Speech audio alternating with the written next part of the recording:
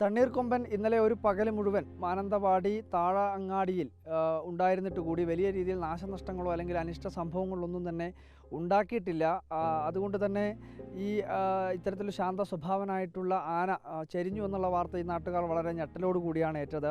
പ്രധാനമായും നാശനഷ്ടം എന്ന് പറയുന്നത് മണിക്കൂറുകളോളം നിലയുറപ്പിച്ചിട്ടുള്ള ഈ വാഴത്തോട്ടത്തിൽ ആ വാഴത്തോട്ടത്തിലാണ് നമ്മളിപ്പോൾ നിൽക്കുകയും ചെയ്യുന്നത്. നമുക്ക് പുറകിലൊക്കെ കാണാം നിരവധിയായിട്ടുള്ള വാഴകളിങ്ങനെ ഒടിച്ചിട്ടിരിക്കുന്നതൊക്കെ കാണാം. അതിൽ തന്നെ വളരെ ചുരുക്കം ചില വാഴകളുടെ കാമ്പ് കഴിച്ചതായിട്ടും നമുക്ക് സംശയിക്കാവുന്ന രീതിയിൽ അതിൻ്റെ കാമ്പുകൾ പോയതായിട്ടും നമുക്ക് കാണാൻ വേണ്ടി കഴിയും. എന്തായാലും നിലവിലിപ്പോൾ നമ്മളോടൊപ്പം ഈ വാഴത്തോട്ടത്തിൻ്റെ ഉടമ ചേരുന്നുണ്ട്. ഏകദേശം നാശനഷ്ടം എങ്ങനെയാണ് ഇവിടെ കണക്കാക്കുന്നത്? ഇവിടെ ഏകദേശം 150ഓളം വാഴ പോയിട്ടുണ്ട് എന്നാണ് എൻ്റെ കണക്കൂട്ടില്ല. ഞാൻ ഏകദേശം 150ഓളം എണ്ണം പോയിട്ടുണ്ട്. മൊത്തം എത്ര വാഴയാണ്? മൊത്തം 450 എണ്ണം ഉണ്ട്. 450 വാഴയിൽ 150 വാഴയോളം ഇപ്പോൾ ഏകദേശം പോയിട്ടുണ്ട്. ചാഞ്ഞ് നിൽക്കുന്നതും ഒടിച്ചതായിട്ടും. ചാഞ്ഞെന്ന് പറഞ്ഞാൽ ഇപ്പോൾ ചാഞ്ഞത് ഒരിക്കലും ചാഞ്ഞ് ലെവലാക്കി നിർത്തിയാൽ നന്നാവില്ല.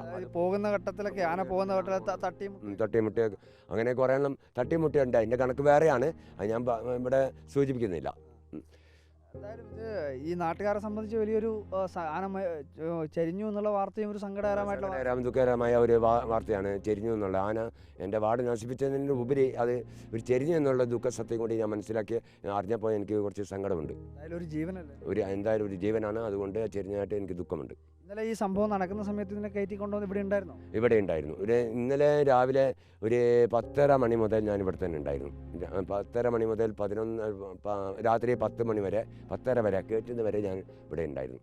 ആ സമയത്തൊക്കെ ഈ ആന അതിൻ്റെ ആരോഗ്യസ്ഥിതിയൊക്കെ സംബന്ധിച്ച്, അതായത് കയറ്റി കൊണ്ടുപോകുമ്പോൾ അതിൻ്റെ ഭാഗത്ത് ദേഹത്തൊക്കെ ചെറിയ പരിക്കേറ്റതാക്കി കണ്ടു. അപ്പോൾ അങ്ങനെ സംശയിക്കാവുന്ന രീതിയിൽ അതിൻ്റെ ആരോഗ്യം ഞാൻ കണ്ടിട്ടില്ല. പക്ഷേ ആനയ്ക്ക് ഒരു ഉഷാറ് കുറവുണ്ട്. ഒരു കാട്ടാനയുടെ ഒരു ഉഷാറുണ്ടായിരുന്നില്ല. നല്ല ഓതാറായിട്ടുള്ള ഇതിൽ നല്ല പവർഫുള്ളായിട്ട് അങ്ങനെ പോയതായിട്ട് എനിക്ക് കാഴ്ചയിൽ ഒറ്റ ഓട്ടത്തിൽ മനസ്സിലാവുന്നില്ല. ഇതുമായി ബന്ധപ്പെട്ടുകൊണ്ട് ഇപ്പോൾ ഈ വാഴയൊക്കെ നശിച്ചിരിക്കുന്നു. 150 വാഴ എന്ന് പറയുന്നത് നിങ്ങളൊക്കെ ജീവിതത്തിൽ പ്രധാനപ്പെട്ട ഒരു ഭാഗം നീക്കി വെച്ചിട്ട് നിങ്ങൾ കൃഷി ചെയ്യുന്നതായിരിക്കും. അപ്പോൾ ഇതുമായി ബന്ധപ്പെട്ടുകൊണ്ട് ഇതിൻ്റെ കൃഷി വകുപ്പ് ഉദ്യോഗസ്ഥരോ അല്ലെങ്കിൽ അവരുമായി ബന്ധപ്പെട്ടൊക്കെ സംസാരിച്ചില്ല? കൃഷി വകുപ്പ് ഉദ്യോഗസ്ഥരായിട്ട് ബന്ധപ്പെട്ട് സംസാരിച്ചില്ല. ഇതിൻ്റെ ഈ വയലിൻ്റെ ഉടമ വേറൊരു വ്യക്തിയാണ്. ഇവിടെയല്ല ഉള്ളത്. ഒരാൾ മാത്രമേ ഇവിടെയുള്ളൂ. ഞാൻ പാട്ടത്തിനെടുത്ത് കൃഷി ചെയ്യുന്നതാണ്. ഒരാൾ മാത്രമേ ഇവിടെയുള്ളൂ. ബാക്കി ഉള്ള ആൾ കോഴിക്കോട് പാലക്കാട് അങ്ങോട്ട് ഉള്ളതാണ്. അവരാണ് ഉടമ അവിടെയാണുള്ളത്. ഒരാൾ മാത്രമേ ഇത് 52 62 7 69 സെൻറ്റിൻ്റെ അടുക്കെ ഉള്ളതാണ്. ഇത് 2 പേരുടെ പേരിലാണ് ഇതുള്ളത്, ഈ സ്ഥലമുള്ളത്. അതിൽ ഒരു വ്യക്തി കോഴിക്കോടാണുള്ളത്, ഒരു വ്യക്തി ഇവിടെ തന്നെയുണ്ട്. വില്ലേജ് അധികാരികളോടൊക്കെ ബന്ധപ്പെട്ടിട്ടേ നിങ്ങൾക്കിപ്പോൾ സ്വാഭാവികമായിട്ടും നിങ്ങളുടെ ഒരു കാരണം കൊണ്ട് നശിക്കുന്നതല്ല, ഒരു സ്വാഭാവികമായിട്ട് ഒരു ആന എത്തുന്നു. അപ്പോൾ ഒരു നാശനഷ്ടം നിങ്ങളുടെ വ്യക്തിപരമായിട്ട് ഉണ്ടാകുന്നു. അപ്പോൾ ഒരു നഷ്ടപരിഹാരം എന്നുള്ള രീതിയിൽ ആവശ്യം നിങ്ങൾ ഞാൻ മുന്നോട്ട് വെച്ചിട്ടുണ്ട്. അത് ഫോറസ്റ്റ് ഡിപ്പാർട്ട്മെൻറ്റിൽ നിന്ന് അവർ വന്ന് എണ്ണമെല്ലാം എടുത്ത് കാൽക്കുലേഷൻ ചെയ്ത് പോയി. വാടേൻ്റെ എത്ര എണ്ണം, എത്ര ചെരിഞ്ഞു, എത്ര വീണ് കിടക്കുന്നു എന്നുള്ള എല്ലാ എണ്ണം എടുത്ത് അവർ പോയിട്ടുണ്ട്. എന്നോട് ഒരു അപേക്ഷ തയ്യാറാക്കി ഓൺലൈനായിട്ട് അക്ഷയയിൽ കൊടുക്കാൻ പറഞ്ഞിട്ടുണ്ട്. ലഭിക്കണം തന്നെയാണ് അതെ, നഷ്ടപരിഹാരം ലഭിക്കണം തന്നെയാണ് എൻ്റെ ആഗ്രഹം. കാരണം എന്താണെന്ന് വെച്ചാൽ ഇത്രയും പഴവ് എൻ്റെ ജീവിതത്തിൽ ഞാൻ രാവിലെ മുതൽ വൈകുന്നേരം വരെ ഓട്ടോ ഓടിച്ചിട്ട് ചില ദിവസങ്ങളിൽ ലീവാക്കി സ്വന്തം പണിയെടുത്ത് ഇത് ഈ വലുപ്പത്തിൽ വളർത്തിക്കൊണ്ട് വന്നതാണ്. ഇത് ഏകദേശം കൊലക്കാരായ വാഴയാണ്. 1 മാസം കൊണ്ട് കഴിഞ്ഞാൽ കുറയ്ക്കും. ആ കണ്ടീഷനിലാണ് ഇപ്പോൾ ഉള്ളത് എല്ലാ വാഴയും.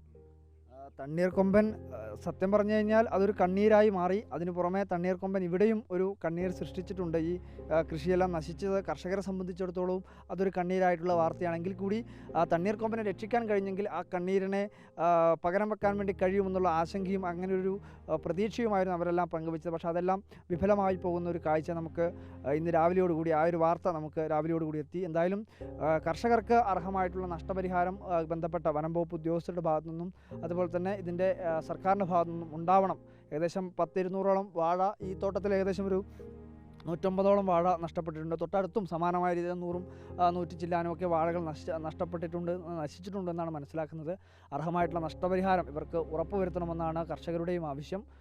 വയനാട് മാനന്തവാടിയിൽ നിന്നും വീഡിയോ ജേർണലിസ്റ്റ് ലിമേഷ് ചൊർബേഷിക്കൊപ്പം reporter Arjun Kalyatt, in reporter.